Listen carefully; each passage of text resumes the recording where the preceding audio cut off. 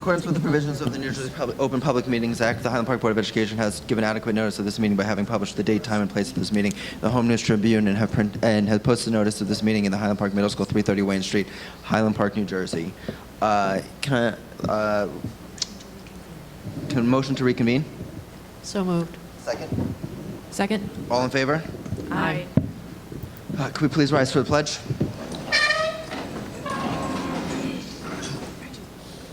I pledge allegiance to the flag of the United States of America and to the republic for which it stands, one nation, under God, indivisible, with liberty and justice for all. Linda, are there any communications for the board? You have a roll call. May I take a roll Sorry, call? a roll call.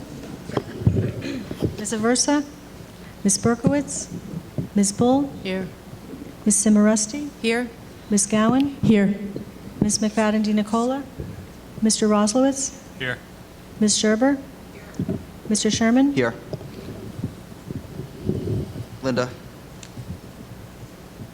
are there any communications for the board? Yes, we received a thank you note from the the Life Skills Program students. It says, and this is written by one of the students, "Thank you for your support and encouragement as we develop our Life Skills Program." And it says, Margaret Klaslow and crew. We also received a letter from the New Jersey School Boards Association, which states that they're in receipt of the Board of Ed's resolution in opposition of the Affordable Care Act's Cadillac tax.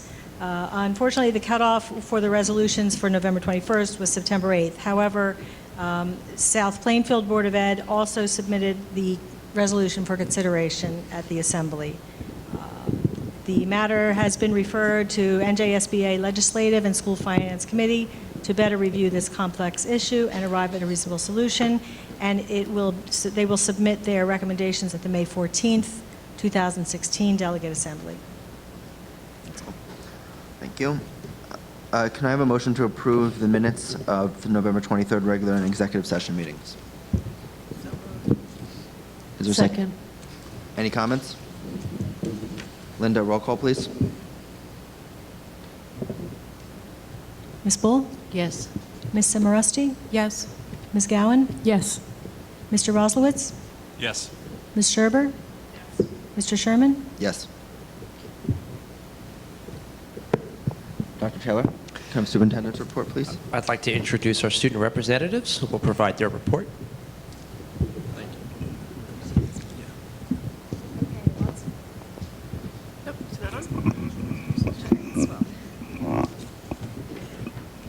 Okay, this one works.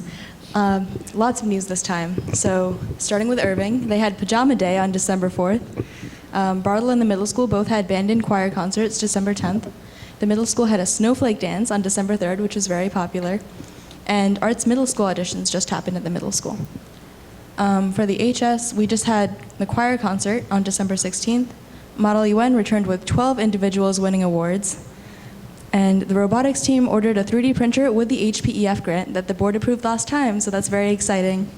On behalf of the entire robotics team, I'd like to thank the Ed Foundation for that. And the robotics team is also making plans to use the 3D printer in the sculpture classes curriculum and the architectural drawing curriculum. So it's like cross-curricular and it's cool. Student Congress is hosting a grant, $750 to any club. This will be voted on this Wednesday by the student representatives of the clubs.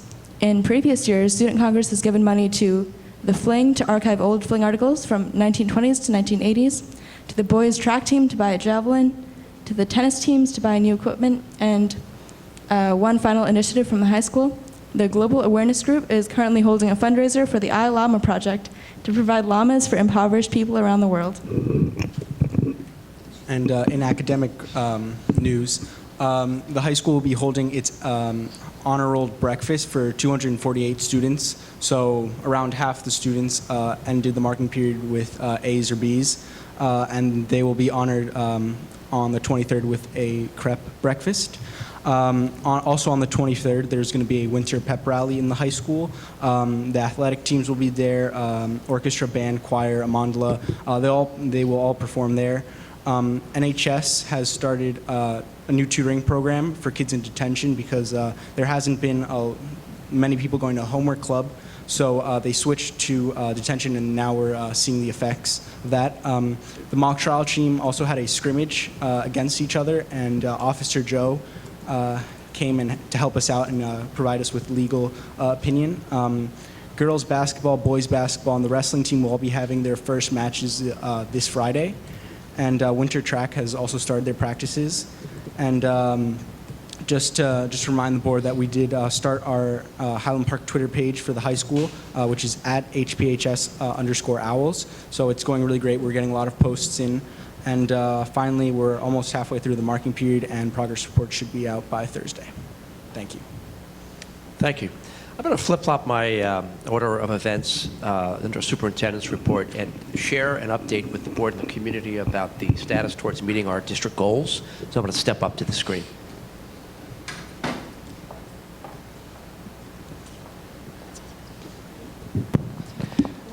So in the last 3 months, we've been chipping away at instituting different programs and protocols to keep addressing the 3 core goals that the community can find on our district website. These are, actually, I'm sorry, 4 goals. These are the 4 goals that we established as a community last year that'll take us into the end of June. One of the things we've been doing to enhance communication and outreach with the community is work more closely with local TV, HPTV.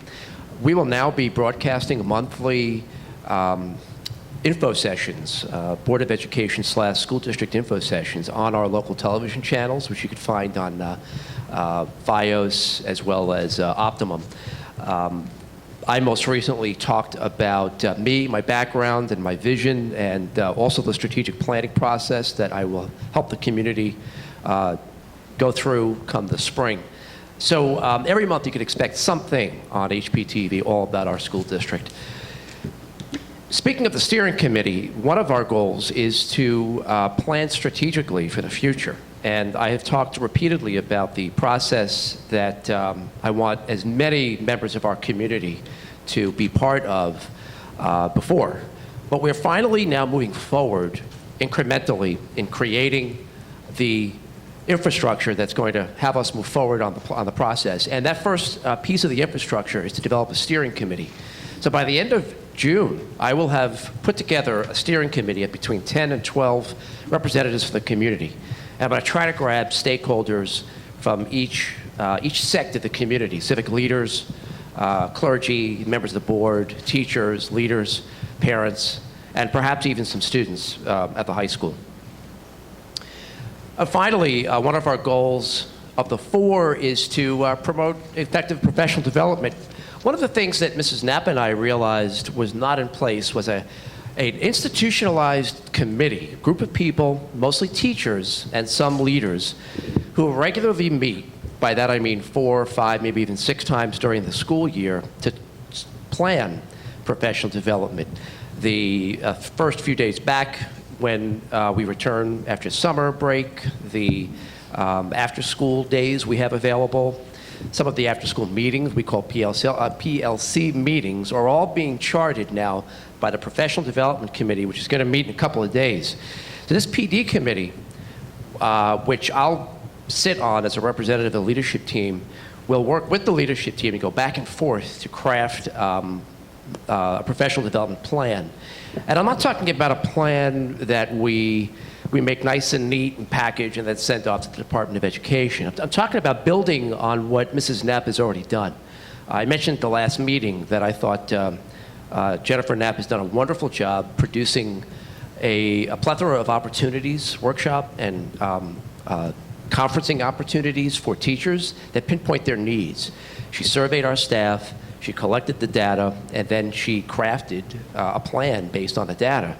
So we're going to build on that and develop a grander plan. I hope the grand plan does work in concert with the strategic plan, because as I pointed out earlier, that strategic plan that we're going to develop as a community will produce a series of goals and action steps, and everything will be aligned with supporting those goals that we as a community have decided upon. Professional development, how we budget, how we hire, But there's one goal that I have not talked about, and you can find it on our website. It's an overarching goal. The 4 goals that I keep showing you on a slide are very specific, but there's one umbrella goal that's right there, and it makes a lot of sense. Making sure that by the end of the year, if not beyond the year, all of our students, and I inherited the capitalized all, I emphasize all of our students will succeed at high levels. I'm wrapping up my 3rd month, and I feel like I've learned quite a bit. Many of our staff will tell you, and your kids as well, I'm sure, will tell you that I'm in their classrooms quite a bit, almost daily. Between that and also being able to perform triage and correct some of the immediate needs we have, I feel now I'm finally able to put my instructional leadership hat on. And the first thing I need to do is share my vision. It's just one person's vision based on 23 years of experience, failures and successes, and I've experienced quite a bit. And my vision, which I'll express to the leadership team tomorrow at a meeting in the morning, and then to the faculty and staff in January, and then to the new board after we reorganize in late January, my vision will work together with the strategic plan. It will integrate itself into the strategic plan. That vision is going to start by making sure we all understand that the story of a child starts in kindergarten and then makes its way through grade 12. I want to be sure that as a community, especially as a district, we are not focusing myopically on one year at a time, but we're seeing the big picture. What happens when a child enters kindergarten or pre-K for that matter? Is he or she developmentally ready? What happens when that child graduates? What's happening in post-secondary life? It's going to mean exposing all of our students to the same kind of rigor, but pacing differently in separate classrooms depending on their needs, which means we're going to have to put a lot of focus on differentiating instruction. And other core elements that will surround this need for us to be inclusive, but at the same time adapt to the kids' needs. We will foster project-based learning and authentic assessment, 2 things which I hold very dear to my heart. I've been emailing the staff Edutopia articles. Edutopia is a site I recommend everybody in the audience and at home take a look at when they get a chance. It's the George Lucas Education Foundation resource website. Well recognized around the world to be a one-stop shop for some of the best research out there. And it's all about these things, project-based learning, authentic assessment, exposing all of our kids to the same kind of rigorous curricula so nobody's left behind. Although I don't want to use that phrase too much because it connotes some negativity, but I think you get my drift. So the staff already knows, based on the video I showed them when I first came on board, and I threw out some key phrases and the articles that I've been sharing, that these are the things that are dear to me.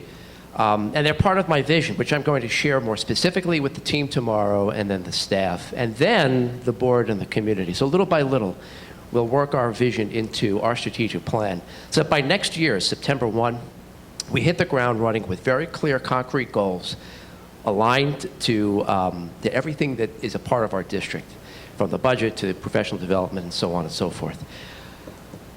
So with that, I will take any questions the board has when I sit down, and then I'm going to continue with my presentation. Does anybody have any questions for Scott?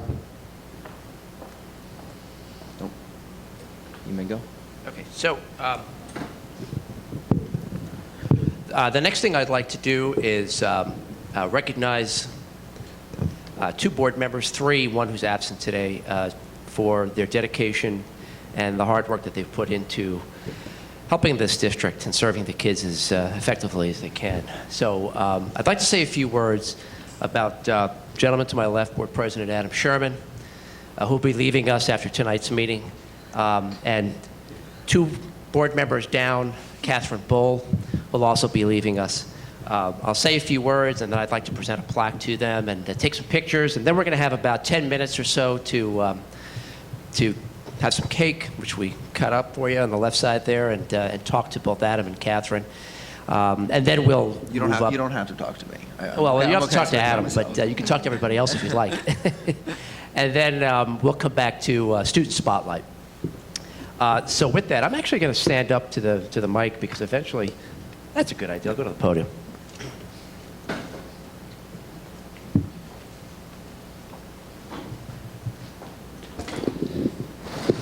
First, I would like to say a couple of words about Claire Berkowitz, who can't be with us tonight.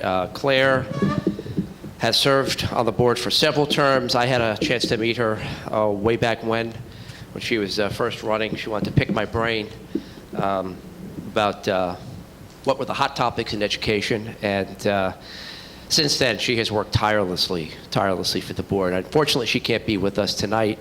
But we do have a plaque in her honor that I'm going to personally deliver to her. All of the plaques, which I'll be sharing, read, Highland Park Board of Education hereby gives sincere thanks to Claire Berkowitz for years of interest, input, and active participation as a board member.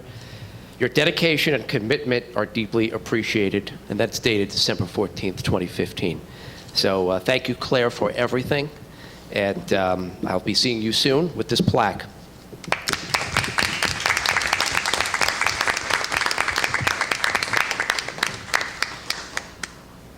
Catherine Bull is someone who I run into at Stop and Shop quite often. She's definitely a visible member of our community and has never shied away from being out and about.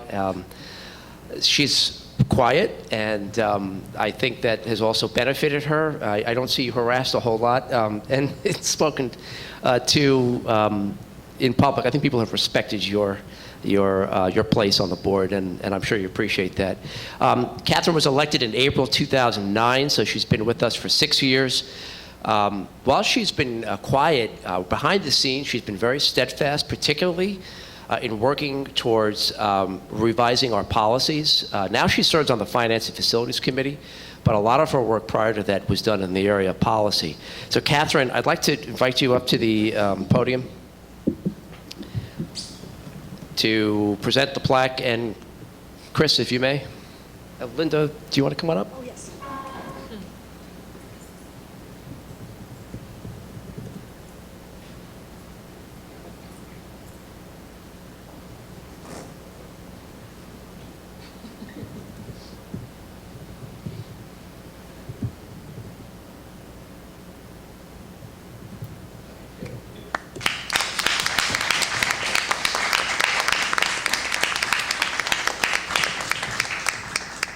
Now, Adam Sherman's claim to fame is a graduate here in Highland Park, and for the folks in the audience who don't know Adam, his claim to fame was he was one of the youngest, I don't know if you were the youngest, I'm sure at least in this community, board member elected to the board at the age of 19. In fact, you were only, days into your 19th birthday when you actually took the helm.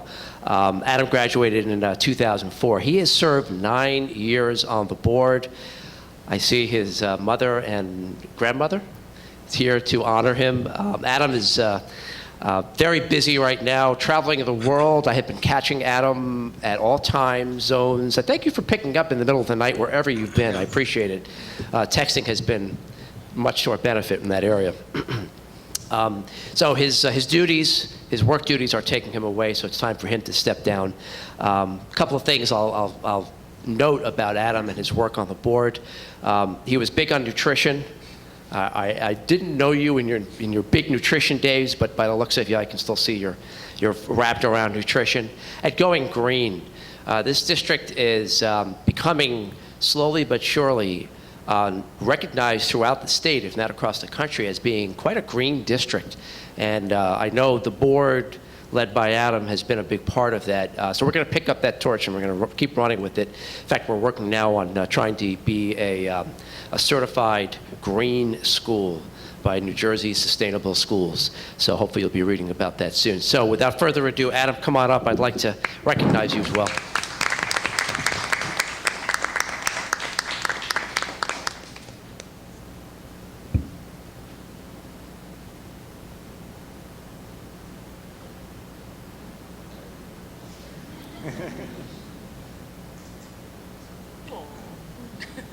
Grandma's got first dibs.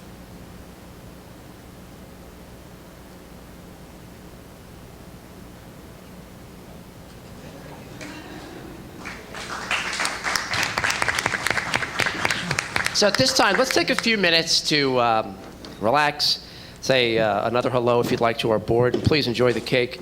I'll reconvene us in about 5 minutes or so. My presentation list to introduce Mr. Benjamin, who is our Bartle principal. The student who we're spotlighting couldn't make it tonight, so Mr. Benjamin brought his family instead. Thank you, Mr. Benjamin, and his lovely wife, and a brand new daughter, a month old. So, Mr. Benjamin, why don't you tell us a little bit about our Student of the Month?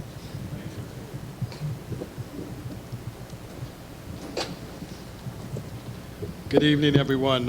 Bartle's Student of the Month is Bella Zhao. I wish she really was here tonight because I think everyone would get a kick out of this young lady. She's amazing. Bella is a leader among her peers for her ability to show appreciation for people's cultural contributions and to create a climate of celebration at Bartle. As a new Bartle second grade student, Bella approached me and Miss Kirk with her idea to have Bartle creatively celebrate the Chinese New Year. Bella articulated how her celebration of the Chinese New Year impacts home and school experiences for many students of Chinese heritage and descent. And when I say she was so passionate and had so many great ideas, it's just amazing. Bella also expressed how other non-Chinese heritage students would benefit from the experience of celebrating the Chinese New Year at Bartle. To say Bella is precocious and tenacious is truly an understatement, as she has never shown exhaustion, frustration, or the hint of being disenchanted with creating ideas and developing or executing a plan to ensure that her vision for a grand, huge Chinese New Year celebration at Bartle came to reality. Bella has a genuine gift to inspire and persuade others, and her acts of caring uplifts the spirits of others and draws people forward to want to participate and be proud of their culture. So Bartle's Student of the Month is Bella Zhao. Great. Dr. Taylor and I will be presenting the award to Bella and take a couple of pictures so you guys can see this lovely young lady.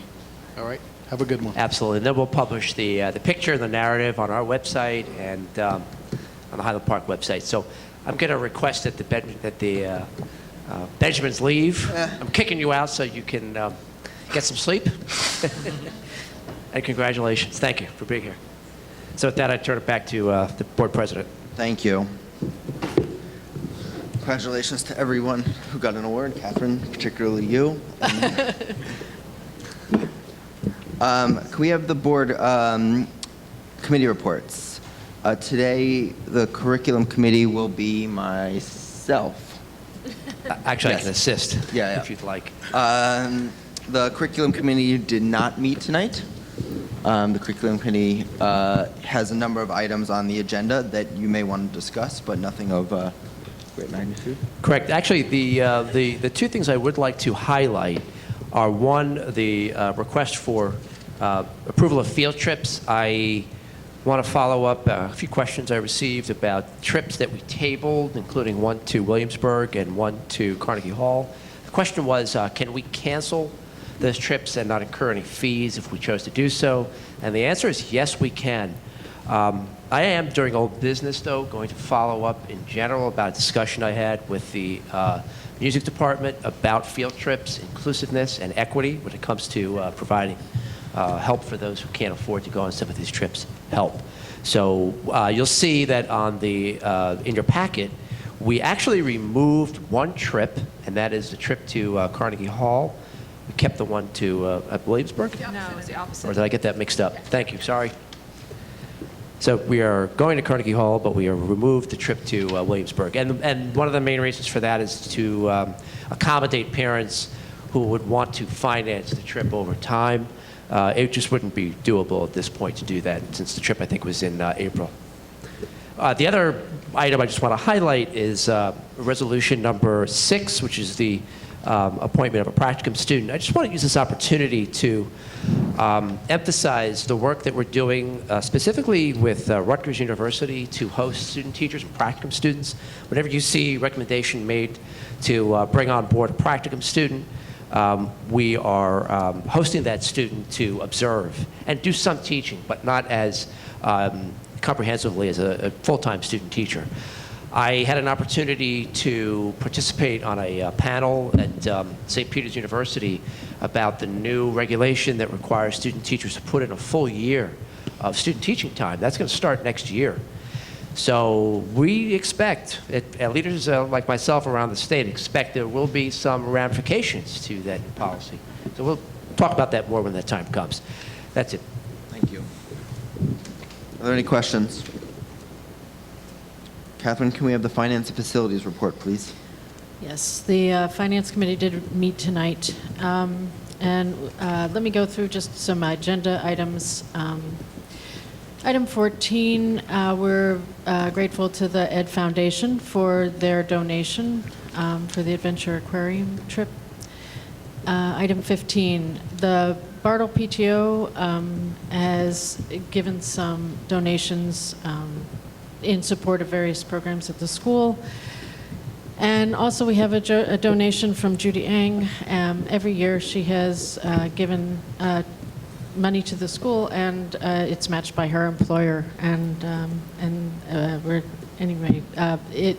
All these gifts supplement the budgets and pay for things that aren't in the budget, and so it's a real help for the schools.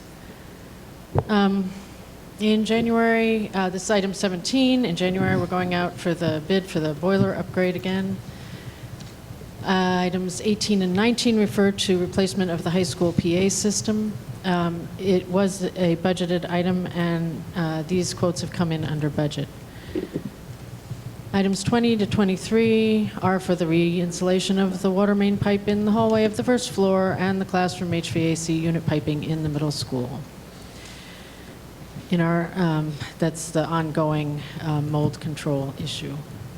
Item 24 refers to AppleTrack recruiting system, which we will be putting into place. Items 25 and 26 refer to sustainable jersey grants that we received.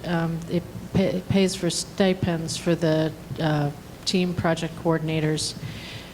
And one other, Irene Marks, who is an outside contractor, but it's also a stipend basically from that grant. She's done an incredible amount of work, as have the teachers on these grants, and also just keeping the sustainable jersey ball rolling in the district.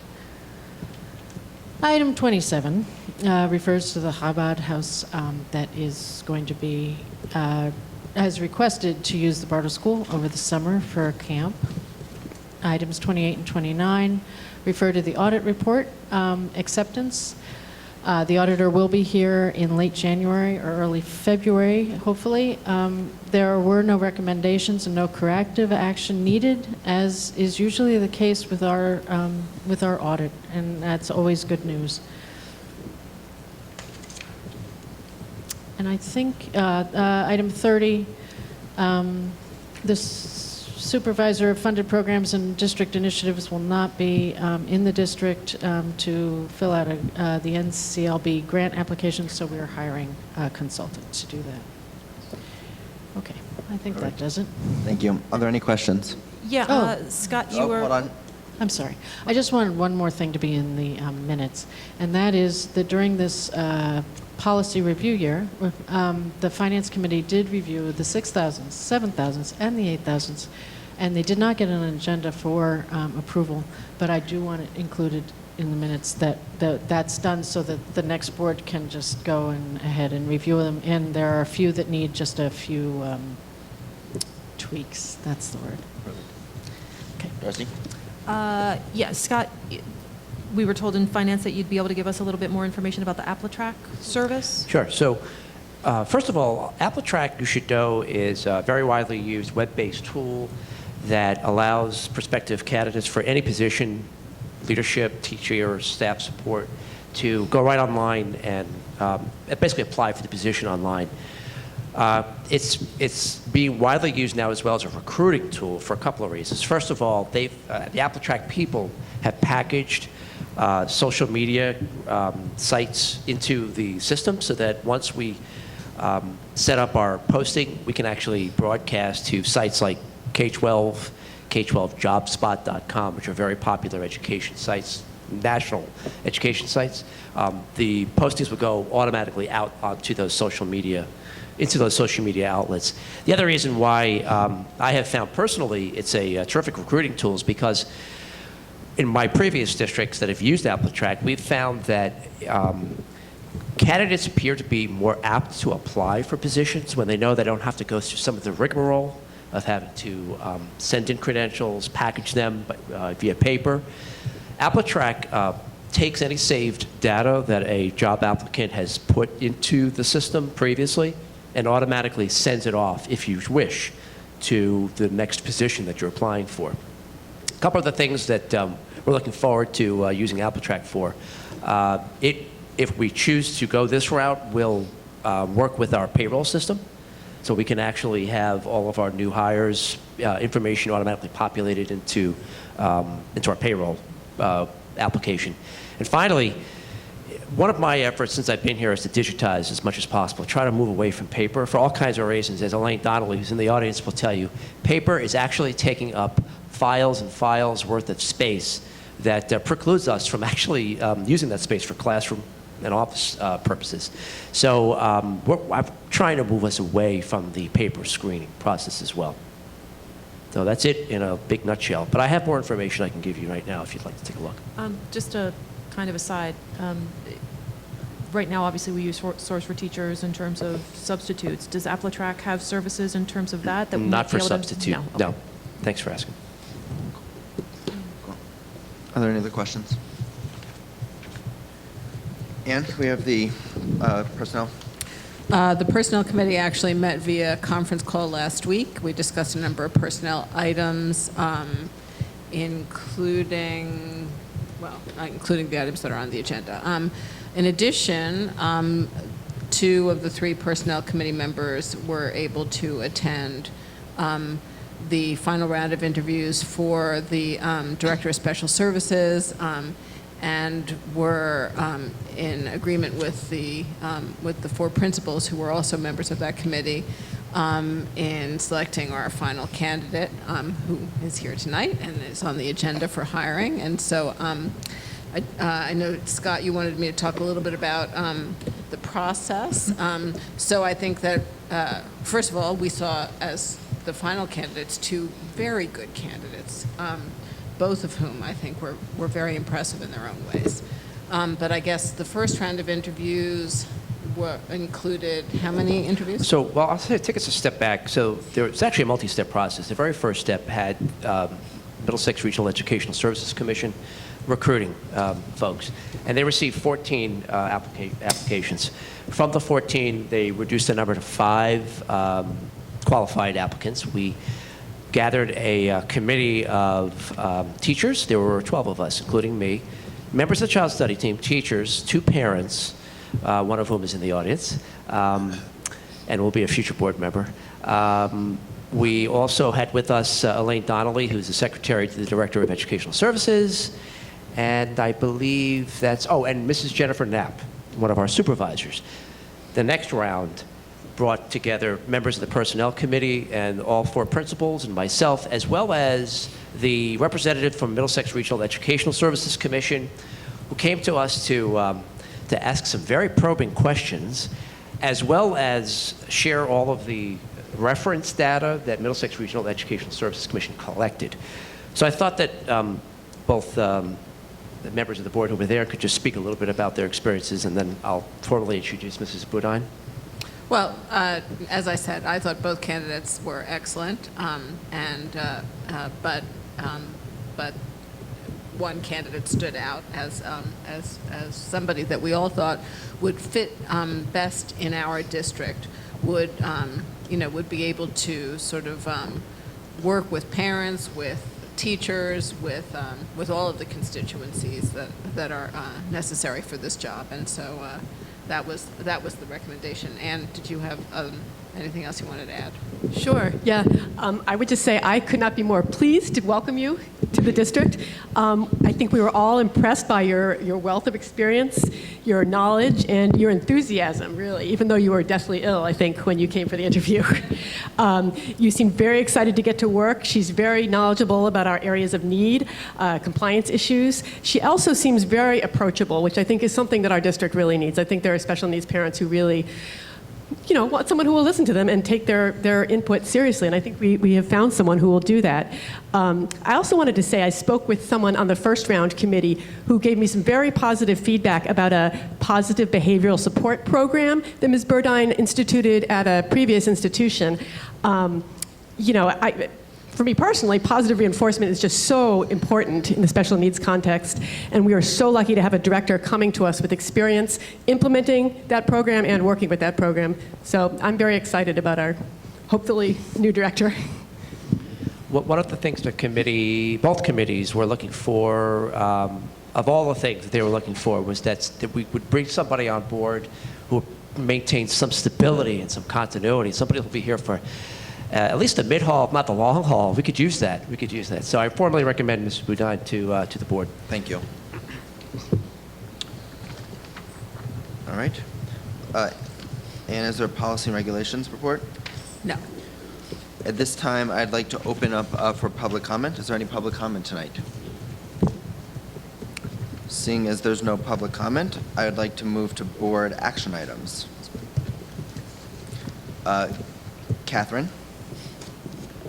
Is there nothing on the curriculum? Curriculum. You have to do curriculum. Aren't you curriculum? No. So I'm You're curriculum. curriculum. Can I have somebody who moves? You can do it. I can. I'll move items 1 through 6. Second. Are there any comments? Linda, roll call, please.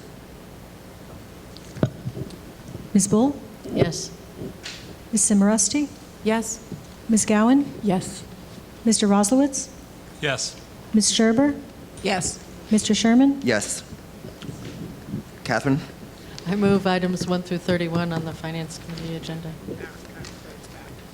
Is there a second? Second. Are there any comments? Linda, please. Ms. Bull? Yes. Ms. Simorosty? Yes? Ms. Gowan? Yes, but abstain on number 11, which involves my upcoming request for reimbursement in the amount of $7.25 for travel. Mr. Roslowitz? Sorry. No, she's not on there. Oh. Yes. Ms. Scherber? Yes. Mr. Sherman? Yes. And Miss- Sure. I'd like to move items 1 through 7 on the personnel agenda, please. Second. Any comments? Just one. I also want to welcome our new director, and I want to thank Scott for just what seems like an incredibly open process in terms of the search, and especially the inclusion of the Personnel Committee. I think that's a really refreshing change, so it's not just a superintendent up here advocating for a candidate, especially at this level of administration, that we have board members that have already met the candidate and can also speak to the character of the candidate. I think that's huge. I think that gives the board a huge sense of security in terms of hiring a new person and also the community. So I want to thank you for that. Cool. Linda? Cool, man. Ms. Bull? Yes. Ms. Simorosty? Yes. Ms. Gowan? Yes. Mr. Roslowitz? Yes. Ms. Scherber? Yes. Mr. Sherman? Yes. Seeing there's no policy, there is a short president's report. So what, why don't you do that first? Okay. Yeah. So without further ado, I'd like to, first of all, congratulate Mrs. Boudin for officially being appointed. Welcome. We're excited to have you. I know Mrs. Boudin has prepared a couple of things that she'd like to share, so why don't you come on up to the podium?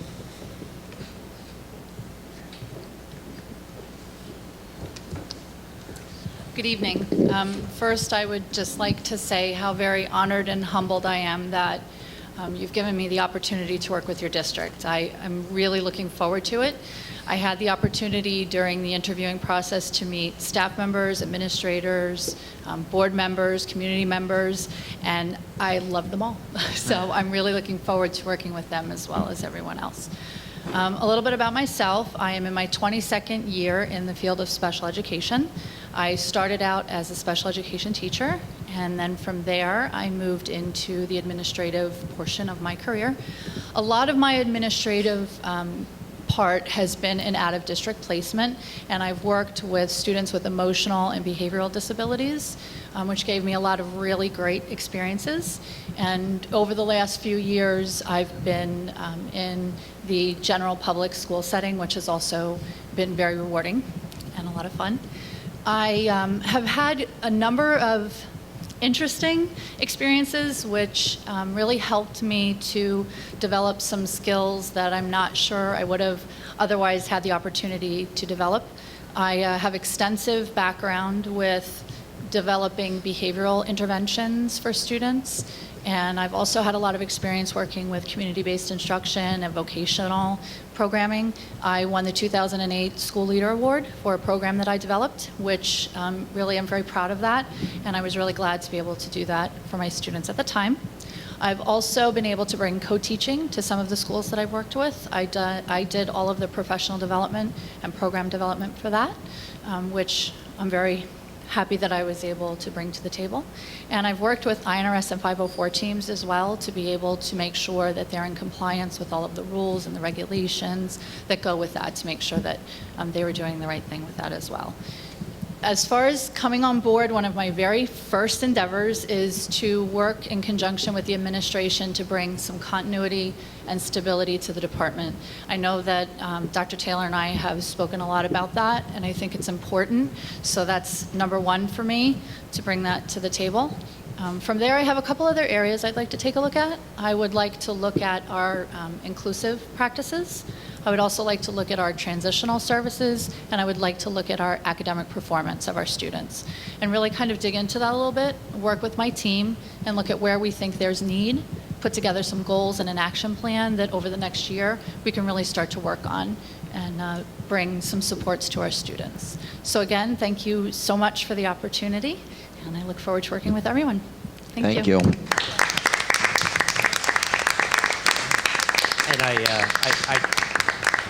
I did recommend that Mrs. Boudin either stay or head out if she has work to do, and I believe tomorrow morning you have a busy slate from what I hear from you, so if you head out, we look forward to working with you. Thank you. Welcome.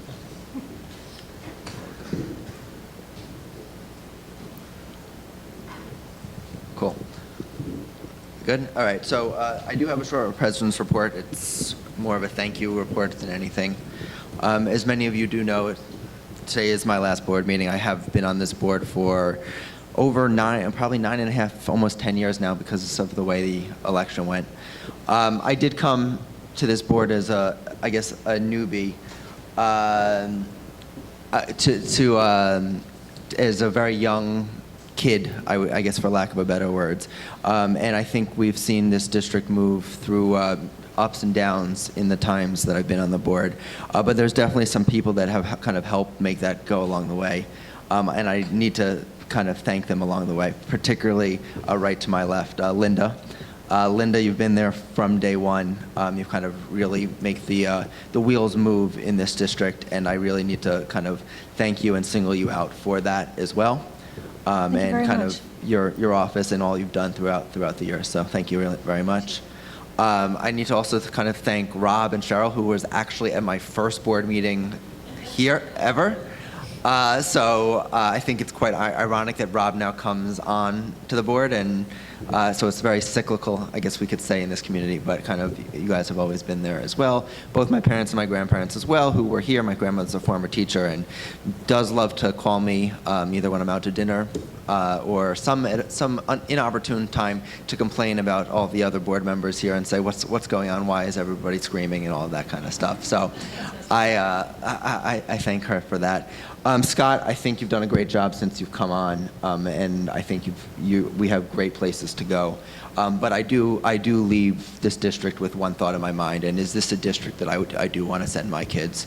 And I think we've made progress along the way, but there is still a lot of work to be done within this district. We do need to transform the way we teach in this district. We do need to accept the new world that we live in. We need to understand that technology can be an enabler of instruction. We need to understand that data is not an enemy or a positive, it's just data. And we need to kind of create processes within our district to harness the data that we do have to kind of to help improve education. And I think that doesn't necessarily mean more testing, it doesn't mean less testing, but it does mean we need to accept that data can help provide a lot of educational initiatives in this district. So I do, again, just want to say that we do have a long way to go, but Scott at the head and the board coming in definitely has their hands full, but I definitely leave trusting that we can kind of get back to the place that we once were, and I think we have the capacity to do that. So again, want to thank everybody, Catherine as well. I want to cede you any time that you have, but I also do want to thank you as well, because you have been there from day one almost as well, kind of bringing us along, and you did sat at the helm of a very, at this table, at a very inopportune time for our district, and you handled that gracefully, and I really appreciate everything you did to kind of bring this community together in a time of need. And thank you also to the left of me for this year, who've kind of kicked me under the table when I've said something that I probably shouldn't have or about to. So I want to thank everybody, including She all. hit you above the table more than once. Or It's the on board. film. You Or can the go board. back to the film. Or the board table. But I also want to thank all of our new board members who have brought a perspective to the table. I have disagreed with that perspective many times, but that is a perspective that has also helped enhance the debate at the table. So I do want to thank everybody, and I want to wish the community all of the luck in the coming year. So thank you very much. Thank you, Ed. Thank you. Is there any old business besides what we have on the agenda? Yeah. Oh, We can start with what's on the agenda, yeah. okay. I do want to follow up what has been a continuing concern of the board as well as mine about the way we are promoting field trips, especially in our music department. It appears that there have been several trips that come to my desk that are quite expensive. So my concern has been, and you'll see going forward, will always be how to get as many kids, if not all the kids who want to be part of events like this involved. So I did have a meeting with the music department. They have some very valid concerns about the fundraising efforts or lack thereof that some of our kids have taken part in. I'm going to be working with them to find ways to support their goals, to take our kids to competitive events that not only serve to breathe life into the kids' work. You know, some kids do like that sense of competition, even in the musical field, but also to expose kids when they go to some of these competitions to some really high quality work that's being done out there. So our kids have a chance not only to share their expertise, but also hear what their peers are up to from around the country, if not around the world. So I'm going to be working closely with them to support their goals. But one thing I did leave with them is the absolute necessity that whenever a trip comes to my desk, it be a trip that all can participate in. So that means if a fee of $200 or $300 is incurred, there's a backup mechanism, a way to support that child, whether it's through the teen center's efforts, fundraising, or other resources from which we can pull. My mission would be to go forward with this board, never putting in front of you a list of field trips to approve that are not inclusive, all inclusive. So I'll leave it at that, unless you have any questions or concerns. Well, I want to say thank you very much for that. I guess one concern I would have, and not a concern really, that I hope we'll do is sort of make sure that this is publicly known. I worry about students being sort of dissuaded from joining the orchestra or getting, really involved in high school music because, there's a sense that there's all these trips and they're very expensive.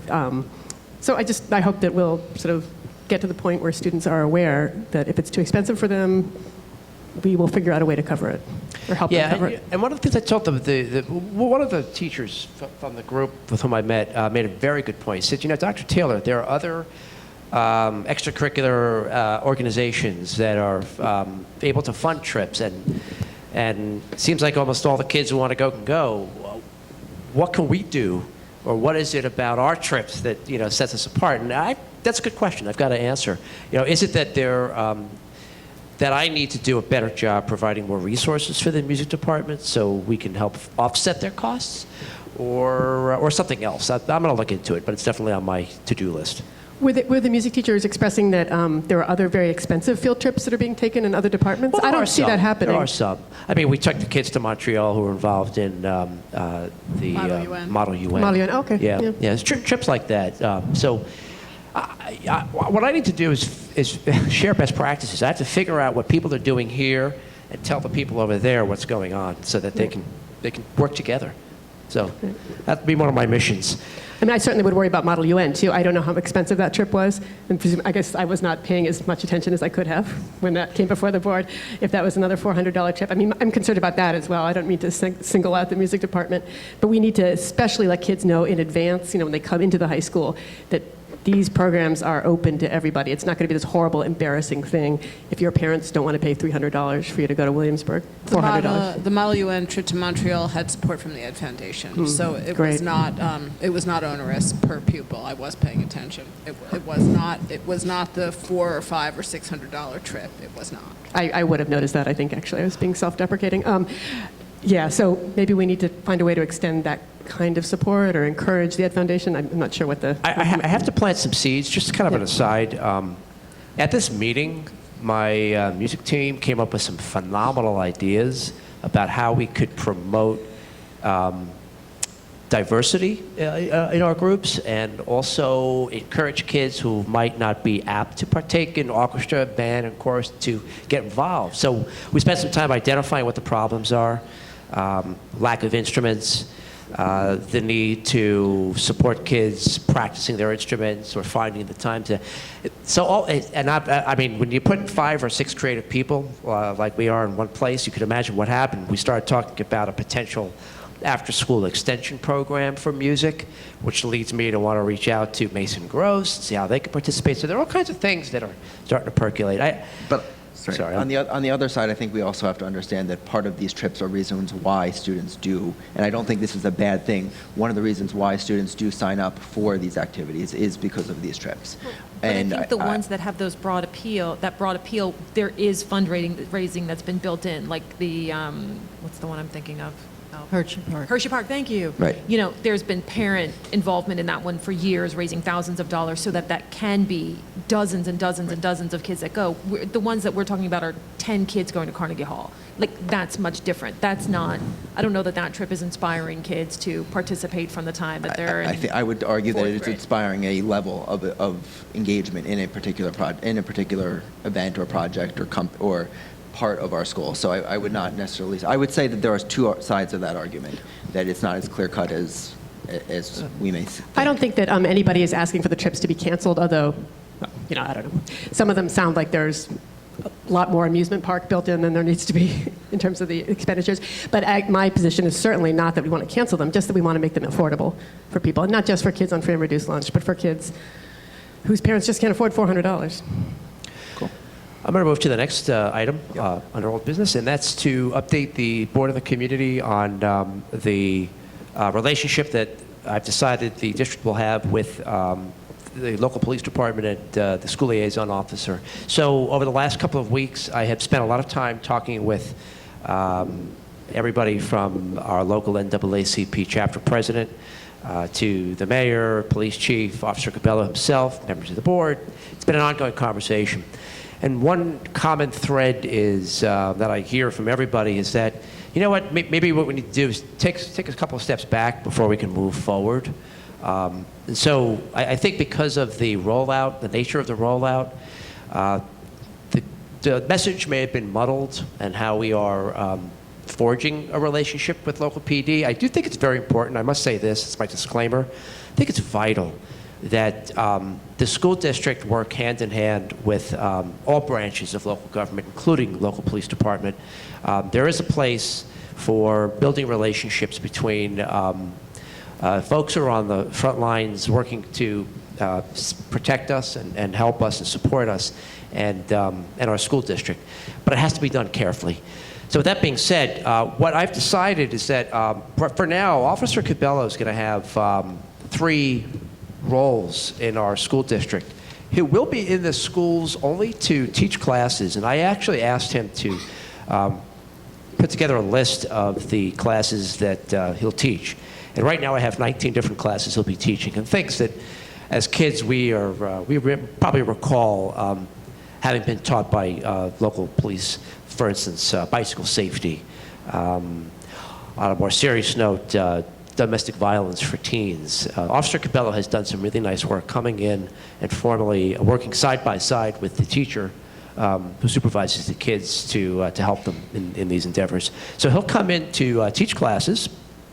The second role will be to, by invite only, attend social events, football games, and the like, if the administration feels it's appropriate. And third, he'll continue doing what he's already been doing prior even to May, and that's to assist with school startup and departure, usually outside to help manage traffic and work with students if there are any issues.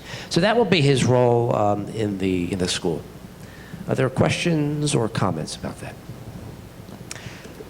And I do have one more quick item which is not on the agenda for old business. I'm hogging up time, so I'll try to make it brief.